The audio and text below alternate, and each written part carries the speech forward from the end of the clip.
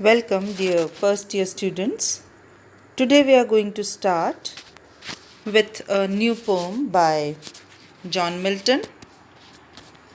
John Milton's poem on his being arrived at the age of 23 or on his 23rd birthday. Now, this poem is written by John Milton and probably it was written on his birthday. So, I would like to ask you a question.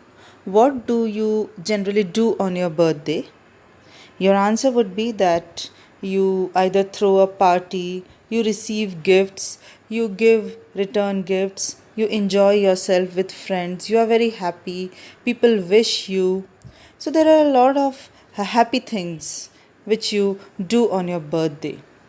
But this poem gives before us a new idea of looking at your birthday. He is thinking of his shortcomings.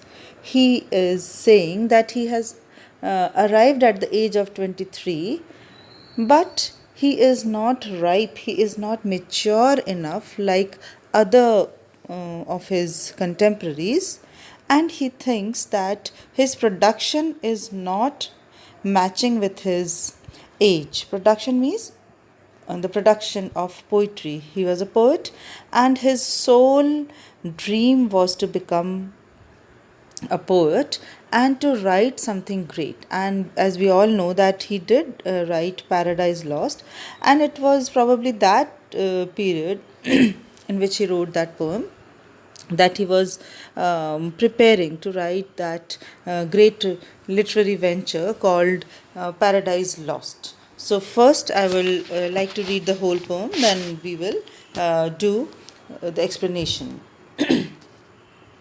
How soon hath time, the subtle thief of youth, stolen on his wing my 23rd year. My hasting days fly on with full career, but my late spring no bud nor blossom sheweth. Perhaps my semblance might deceive the truth, that I to manhood am arrived so near, and inward ripeness doth much less appear, that some more timely happy spirits endueth. Yet, be it less or more, or soon or slow, it shall be in strictest measure even. To that same lot, however mean or high, toward which time leads me and the will of heaven. All is, if I have grace to use it so, as ever in my great taskmaster's eye. Now, this is also a religious poem, and it is also a poem filled with complaint. And he is complaining against his own creativity, against his own productivity.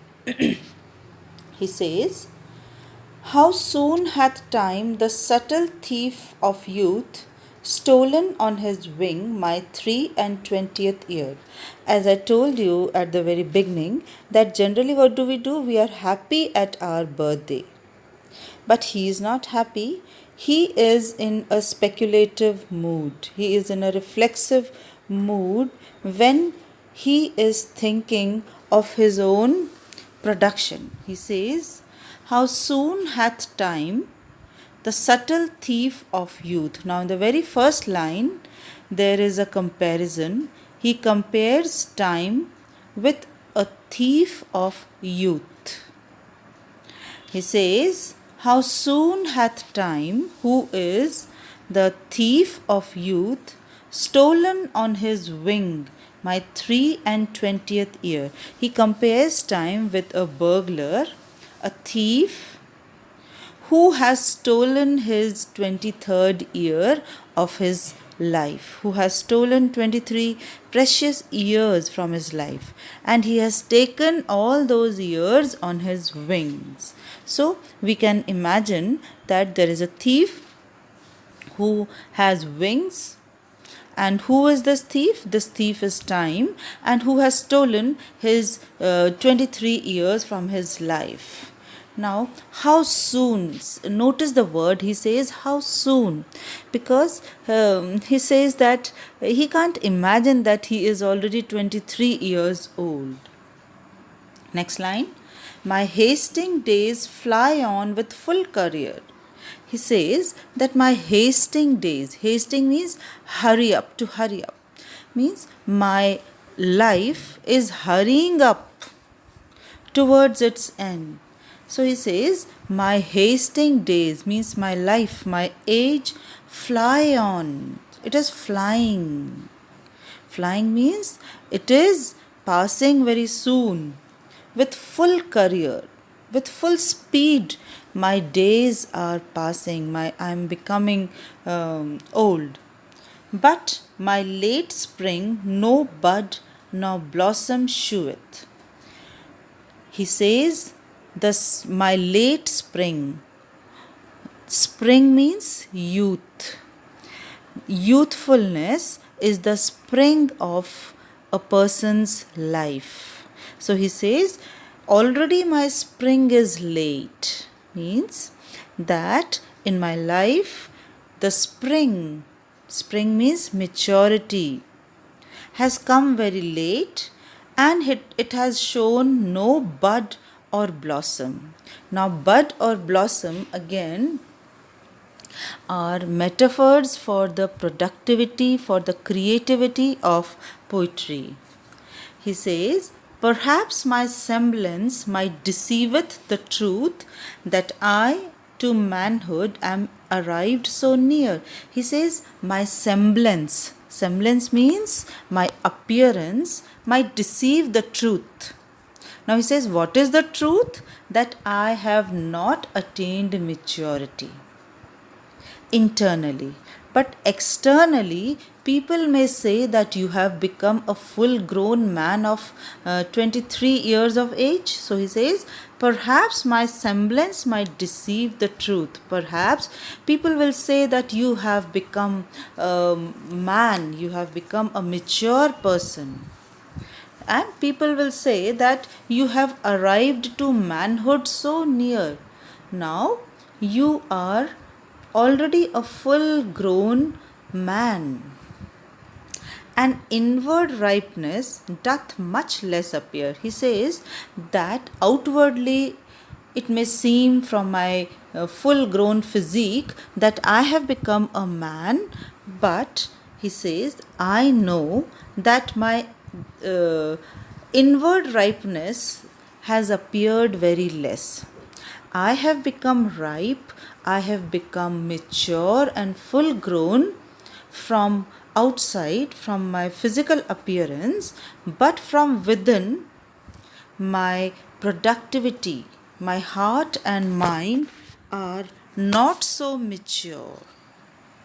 Inward ripeness is lacking, that some more timely happy spirits indueth. He says, now he compares his productivity, his maturity, his ripeness with his contemporary poets.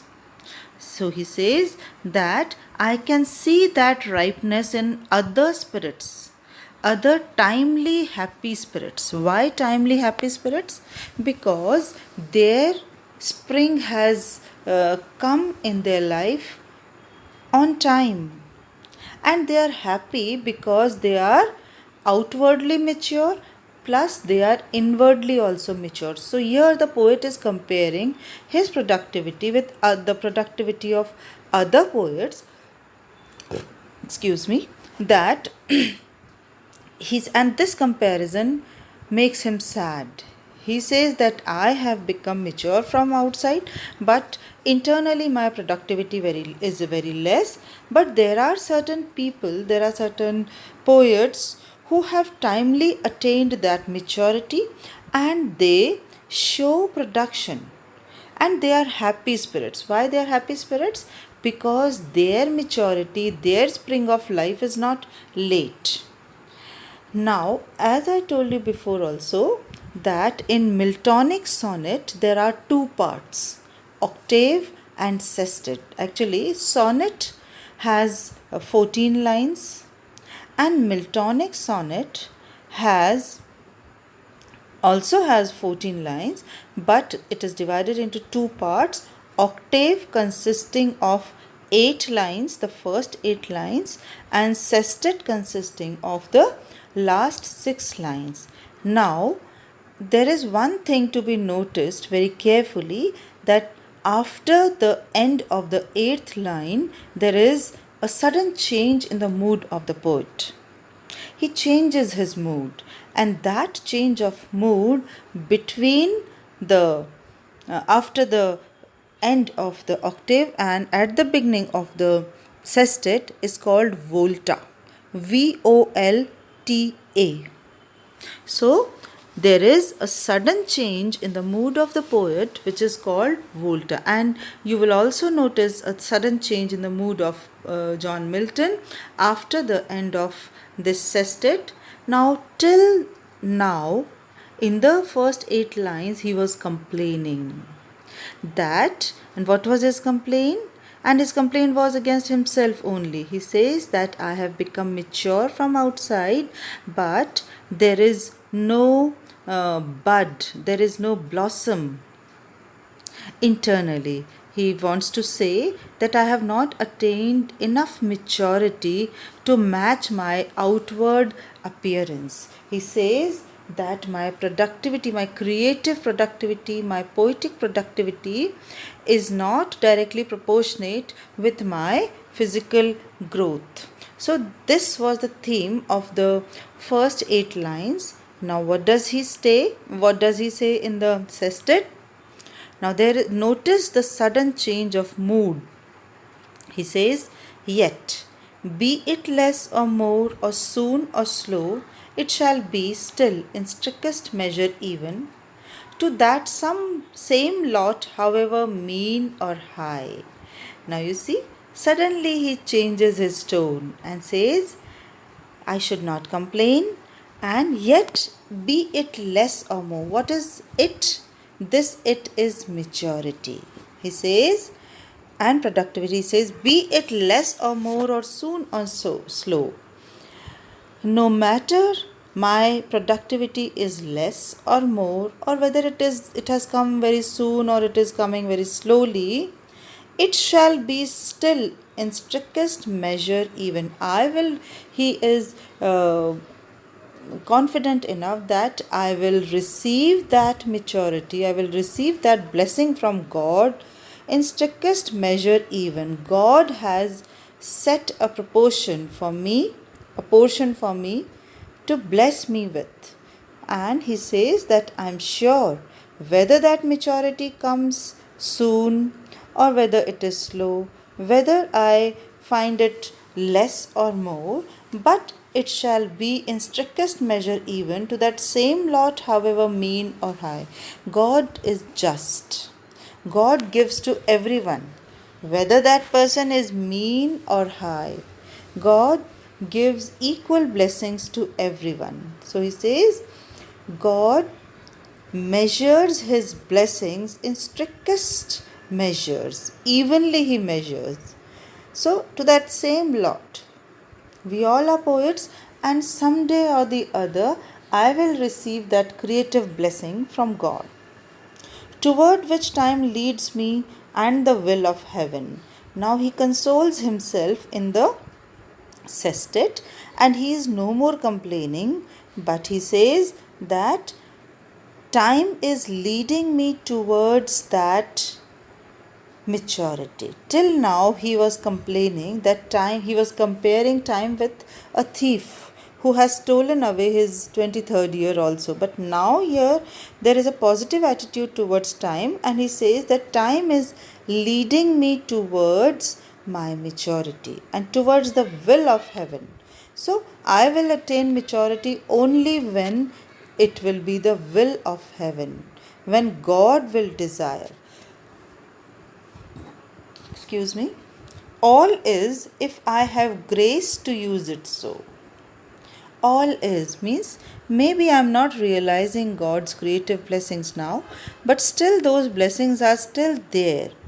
And if I have the grace to use it so, the talents are hidden in my heart. God has given me the talent, but I should explore my talents myself. If I have the grace to use my talents, as ever in my great taskmaster's eye. Now, who is the great taskmaster? The great taskmaster is God. He says that God is the taskmaster of each and every person, and He is also my taskmaster. So he says, in the taskmaster's eyes, all are equal. He gives equal blessings to one and all. So, this is the end of the poem, and you must have noticed that this poem first complains and then consoles. He consoles himself. And this is a Miltonic sonnet divided into two parts, namely octave and sestet. We also noticed the volta. What is a volta? Volta is a sudden change of mood after the octave and at the beginning of the sestet. And that sudden change of mood generally is marked by a punctuation mark. That punctuation mark may be a point, full stop, or a comma. It may be a colon, semicolon, exclamation mark. So here it is full stop, and that